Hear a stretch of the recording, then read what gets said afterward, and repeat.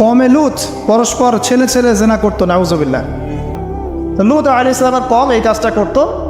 এমনই অসভ্য কম ছিল যে দুইজন ফেরেশতাকে আল্লাহ পাক দুইজন তরুণ যুবকের রূপে পাঠিয়েছেন। দুজন ফেরেশতার নাম, একজন জিবরাইল আলাইহিস সালাম, একজনের নাম মিকাইল আলাইহিস সালাম। দুইজনকে পাঠিয়েছেন ওদেরকে ধ্বংস করার জন্য, কিন্তু ফুটফুটে সুদর্শন তরুণের রূপে আর কি।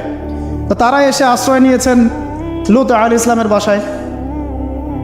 এখন ওই কওমের লোকেরা এসে লুত আলাইহিস ইসলামকে বলছে যে তোমার মেহমানদেরকে ডেকে নিয়ে আসো। লুত আলাইহিস ইসলাম বলছে কি জন্যে? তখন তারা বলছে তুমি তো খুব ভালো করেই জানো আমরা কি জন্য এসেছি। কথা কি বুঝতে পারছে?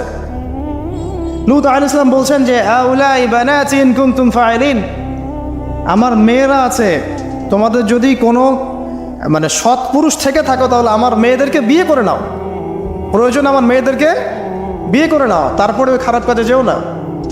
তখন তারা বলছে যে তুমি খুব ভালো করেই জানো লুত আমরা কি জন্য এসেছি, তোমার মেয়েদের ব্যাপারে আমার কোনো আগ্রহ নাই। চিন্তা করতে পারেন? তখন লুত আলাইহিস সালাম বলছেন আলাইসা মিনকুম রাজুলুন রাশীদ, তোমাদের মধ্যে কি একটা ভালো মানুষও বাকি নাই?